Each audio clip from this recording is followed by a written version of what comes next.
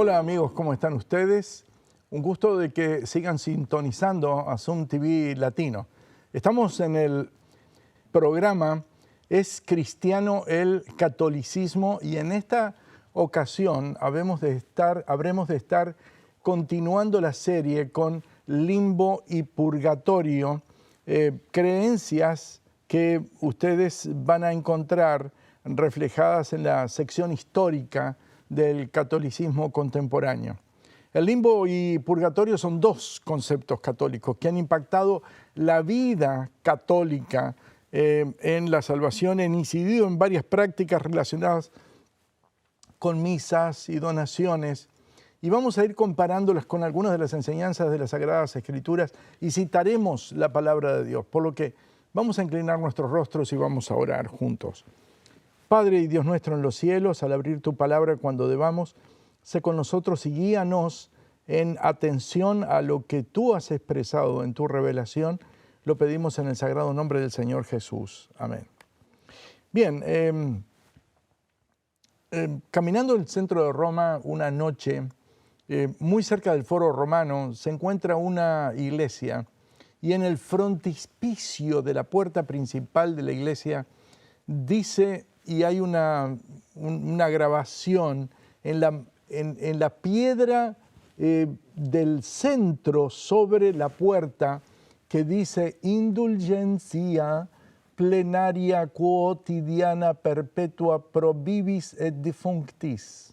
Latín, indulgencia plenaria, total, cotidiana, diaria, perpetua, pro vivis para los que están vivos y defunctis, es decir, aquellos que han fenecido, los difuntos.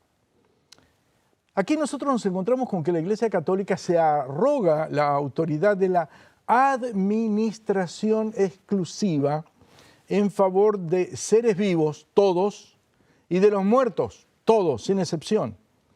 Es muy interesante el concepto de indulgencia cuando nosotros lo buscamos en el diccionario de la Real Academia Española, que dice, es la remisión ante Dios de la pena temporal correspondiente a los pecados ya perdonados que se obtienen por mediación de la Iglesia. Observen que el diccionario, incluso el diccionario de la Real Academia Española, es decir, es un diccionario de filología, no es un diccionario de teología, pero entiende que este proceso mediatorio no está en la Biblia, no es del Señor Jesús, sino de la Iglesia, y en este caso católica. Como vemos, la Iglesia es una variable necesaria dentro de la administración del perdón. Pero ok, no nos quedemos en el limbo, vamos a algunos aspectos. ¿Qué pasa con los que no van al cielo? En la teología católica se aplicaba el término limbo en algún lugar temporal de un estado o condición de las almas de los justos, quienes, aunque purificados del pecado, fueron excluidos en la visión católica de la beatificación hasta la ascensión de Cristo al cielo, lo que ellos llamaban el limbum patrum, y comenzaron a organizar el concepto del limbum infantum, es decir, para los niños, que básicamente lo que hacían era enviar, conceptualmente hablando, a aquellos infantes que nacieron, no fueron bautizados, eran remitidos en la visión al limbo por no haber sido bautizados, y de allí en adelante seguirían ese peregrinaje. Sin embargo, hace unos años atrás, en el año 2007, Los Angeles Times, aquí en la zona de California, publicó un artículo muy interesante que dice Vatican Panel Condemns Limbo to Eternal Dustbin. Un panel del Vaticano condena al limbo al lugar donde enviamos la basura para siempre. Un consejo asesor por el Papa concluyó que los infantes no bautizados pueden ir al cielo después de todo. Es decir, es muy curioso porque algunos católicos todavía se quedaron en el limbo y no conocen algunas concepciones que han cambiado. Hubo teólogos católicos que siguieron hablando del limbo incluso después del año 2000, cuando en realidad el catecismo ya lo había cambiado. Vean ustedes que el catecismo tradicional, aquel pequeño que había mostrado en alguna de las presentaciones anteriores de Peter Geiermann, lo define al limbo: a place where the just souls await Christ to be taken by him to heaven. El lugar donde están las almas de los justos esperando que Cristo los lleve al cielo. Así dice la definición de Geiermann. ¿Qué dice la Biblia del limbo? Busquen, sigan buscando, no paren de buscar, porque Él no dice nada. La Biblia no dice nada sobre el limbo. No es que los quiera dejar en el limbo sobre el particular. La Biblia nunca dijo nada al respecto. Es decir, el limbo no es una enseñanza bíblica, simple. No está en el Antiguo Testamento, no está en el Nuevo Testamento, y generalmente la Biblia en asunto de salvación dice todo lo que el ser humano necesita saber para alcanzar la salvación. Por lo tanto, esto es suficiente para decir que no dice nada porque no existe. ¿Cuáles fueron las razones para el cambio? ¿Por qué razón de pronto la Iglesia Católica, al finalizar la década del 80, no lo incluye en el catecismo de la Iglesia Católica? ¿Qué razones hubo para la alteración? Las razones que planteo aquí pueden resultar no muy agradables para algunas personas, pero pueden investigar este punto, porque hay amplia información sobre este problema. La doctrina del limbo, déjenme manifestarles confidencialmente así, ha sido un obstáculo para el crecimiento de la Iglesia y especialmente de Roma, de la Iglesia Católica Romana, en algunas regiones, especialmente en países de alta mortalidad infantil como las de África. Y en ese punto es importante que ustedes conozcan que en África, donde el catolicismo compite directamente con el Islam como variable importante dentro de la gama religiosa de preferencias de las personas, el Islam envía al cielo a los recién nacidos si son así o si son asá o de aquí o de allá. No tienen problema en ese sentido. Como resultado, este aspecto creó una condición de impopularidad para la Iglesia Católica y finalmente nos encontramos que la Iglesia lo erradicó por completo el limbo. Ahora, ¿puede una iglesia sacar una doctrina si está fundamentada en la Biblia, por ejemplo? Es decir, esto no nos está diciendo algo a usted y a mí en el manejo de conceptos. Aquí nos encontramos con un punto crítico, realmente crítico, y también cuando tenemos que pensar en las indulgencias. Es decir, cuando se negocia religiosamente la condición de las personas para hacer un cambio o una alteración de un estado a otro en la condición post-mortem. El catecismo de la Iglesia, cuando tiene que hablar de las indulgencias, en la sección 1498, dice: mediante las indulgencias los fieles pueden alcanzar por sí mismos y también para las almas del purgatorio la remisión de las penas temporales consecuentes de los pecados. Mediante las indulgencias los fieles pueden alcanzar para sí mismos y también para las almas del purgatorio la remisión de las penas de los pecados. Dice luego en la sección 1471, la indulgencia es la remisión ante Dios de la pena temporal de los pecados, ya perdonados. En cuanto a la culpa que un fiel dispuesto y cumpliendo determinadas condiciones consigue por mediación de la Iglesia, la cual como administradora de redención, recuerden esto, Iglesia administradora de redención, distribuye y aplica con autoridad el tesoro de las satisfacciones de Cristo y de los santos. Le pregunto, ¿esto es bíblico? ¿Tiene alguna razón bíblica? ¿Lo encuentra usted en alguna visión bíblica este aspecto? ¿Alguna carta del apóstol Pablo? 1479, Catecismo. Puesto que los fieles difuntos en vía de purificación son también miembros de la misma comunión de los santos, dice ahora el Catecismo, podemos ayudarlos, entre otras formas, obteniendo para ellos indulgencias, de manera que se vean libres de las penas temporales debidas por sus pecados.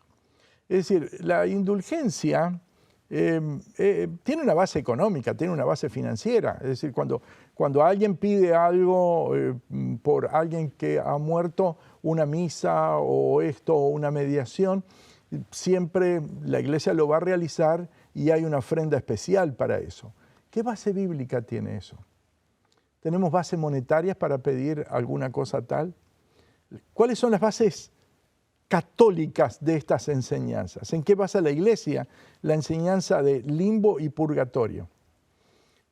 Básicamente, como vimos en las presentaciones 1 y 2, se basan en la tradición, en primer lugar, en los concilios de la iglesia, pero en este caso la enseñanza del purgatorio se centra en los libros apócrifos o también llamados deuterocanónicos, o cuando usted habla con algún teólogo especializado, los califica como de segunda inspiración, es decir, una inspiración que no es tan buena como la primera. Es decir, este es un aspecto, digamos, lingüístico, pero ahí está el punto. 1032 sobre este punto dice, Catecismo, esta enseñanza se apoya también en la práctica de la oración por los difuntos, de que ya, y entonces ahora observe el texto, ya la Escritura dice, y dos puntos, y cita ahora un libro.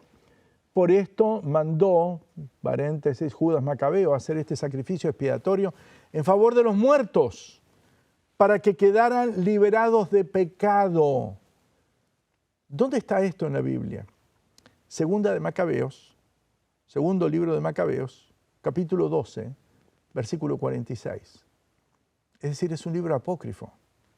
Los apócrifos técnicamente fueron aprobados dentro de la iglesia porque sostienen aquellas enseñanzas que no están en el resto de la Biblia. Marque este punto al minuto 14:34 de nuestra presentación. Los apócrifos fueron estructurados y aceptados para sostener aspectos que no están definidamente en la Escritura revelada. Y continúa diciendo Macabeos, desde los primeros tiempos, el Catecismo, desde los primeros tiempos la Iglesia ha honrado la memoria de los difuntos y ha ofrecido sufragios en su favor. Es decir, la Iglesia utiliza los apócrifos a pesar de que los califica de segunda inspiración por algunos de sus teólogos, a pesar de saber que son apócrifos u ocultos, a pesar de saber que no están dentro del canon aprobado. Es muy interesante este aspecto. El libro de Sabiduría, capítulo 3, versículo 1 al 4, dice la existencia del purgatorio. Las almas, empero, de los justos están en las manos de Dios y no llegará a ellas el tormento de la muerte eterna. A los ojos de los insensatos pareció que morían y su tránsito o salida del mundo se miró con desgracia y como un aniquilamiento su partida entre nosotros. Mas ellos, a la verdad, reposan en paz y si delante de los hombres han padecido tormento, su esperanza está llena o segura de feliz inmortalidad. Esto es otro libro apócrifo al cual cita. ¿Qué dijo Jesús de los apócrifos? Nada. Nunca los citó, nunca los refirió. Nunca los reconoció como autoridad. Nunca habló de apócrifo, pseudoepigráfico, deuterocanónico.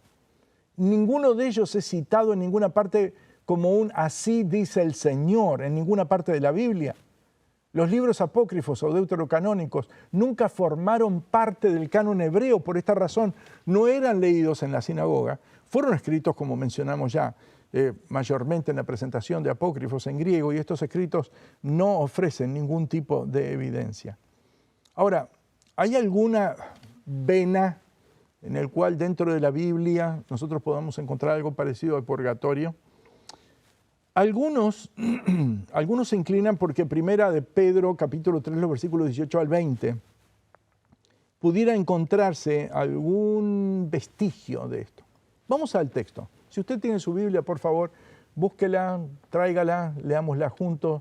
Allí dice lo siguiente: Primera Epístola Universal de Pedro, capítulo 3, los versículos 18 al 20.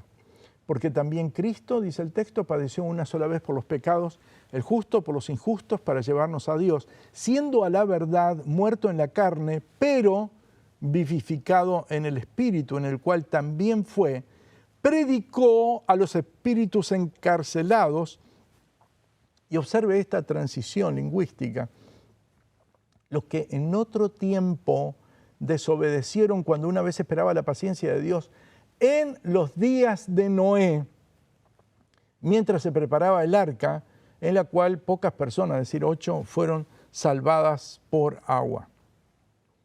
El texto dice, muerto a la carne, pero vivificado en el Espíritu, en el cual, la expresión refiere a espíritu, en el cual, en el Espíritu, Él intervino. Es decir, Cristo, antes de haberse encarnado, era espíritu. Y en el espíritu, Él dio una admonición a aquellos que estaban encarcelados en el pecado a través de la predicación de Noé. Es decir, Pedro afirma que Cristo predicó en espíritu a los que estaban en la prisión de pecado en los días de Noé. El texto identifica, primero, que Cristo predicó por medio del Espíritu Santo. Segundo, que lo hizo en el Espíritu, obviamente, porque era Espíritu antes de encarnarse, y en los días de Noé. Ahora, el agente del Espíritu, el agente de Cristo en ese tiempo, fue el patriarca Noé, y su predicación resonó y fue escuchada. Recordemos que la pluma divina había dicho en Génesis 6:3, no contenderá mi espíritu con el hombre para siempre. No voy a estar peleando, castigo va a venir, pero antes de castigo predicó, amonestó, dio oportunidad. Un Dios de amor siempre lo hizo. Hasta ese momento el relato de Génesis no nos informó nada de la predicación del Espíritu, pero se sobreentiende que el instrumento es Noé, que fue el vocero del Espíritu que predicó a través de Noé a aquellos que en otro tiempo, es decir, en los tiempos de Noé, habían desobedecido. Se refiere a ellos como espíritus encarcelados. Y la Biblia es clara muchas veces cuando habla acerca de quienes andan en la oscuridad del pecado como siendo prisioneros del pecado. El profeta Isaías, por ejemplo, dijo que la obra del Mesías sería liberar a los que estaban en prisión. Vean ustedes Isaías capítulo 42, versículo 7, cuando habla de que Él ha sido enviado a liberar a los que moran en tinieblas. Y esto es uno de los puntos que cita Lucas, capítulo 4, los versículos 18 al 21. Es evidente que la obra del Espíritu Santo en la época antediluviana fue idéntica a la que Cristo realizó en su tiempo.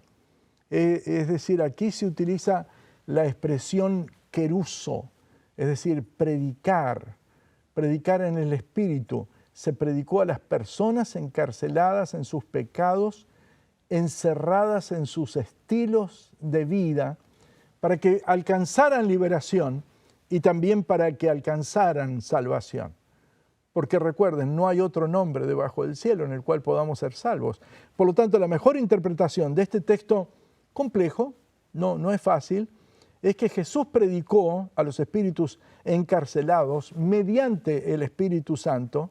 Jesús dijo a sus discípulos que el Espíritu convencería al mundo de pecado. Y así como el Espíritu de Dios habló a través del Señor Jesús en el siglo I a los discípulos, así también lo había hecho en el tiempo y en los días de Noé, previo al diluvio.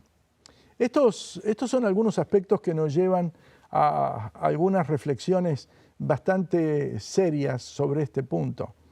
Limbo y purgatorio son conceptos paganos, son conceptos que no tienen asidero bíblico. El limbo no existe en la Biblia, nunca existió en la Biblia.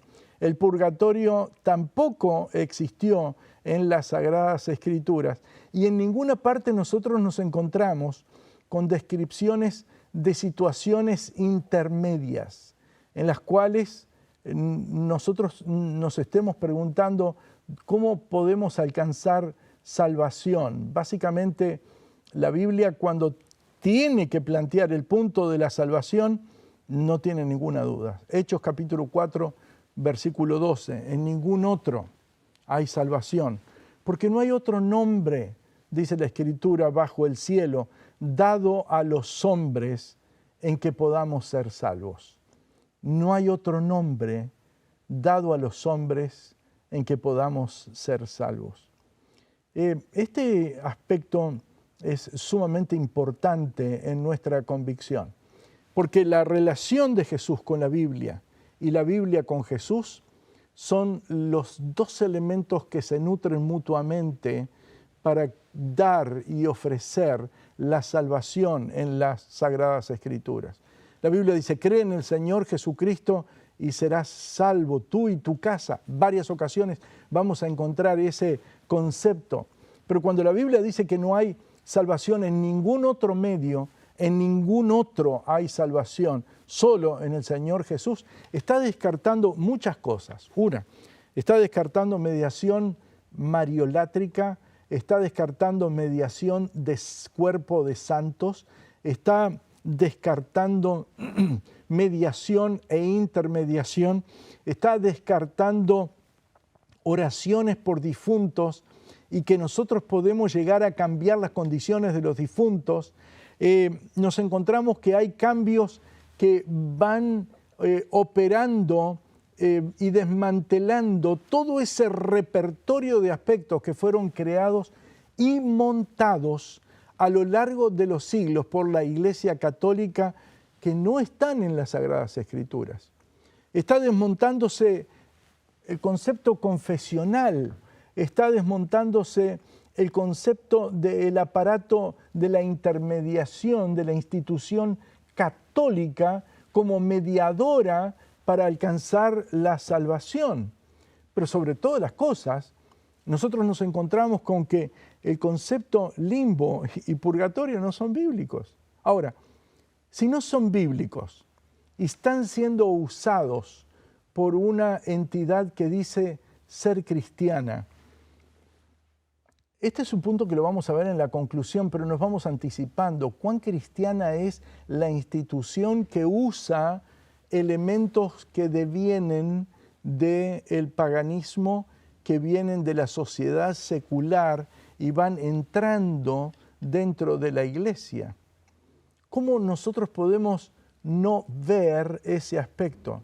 De hecho, creo que cuando nosotros visualizamos la gran cantidad de elementos, la pirámide que está allí en el centro del Vaticano, llegando allí, el obelisco, definitivamente tiene raíces paganas. Encontramos que hay halos de santos que tienen raíces paganas. Encontramos prácticas e imágenes que vienen del paganismo.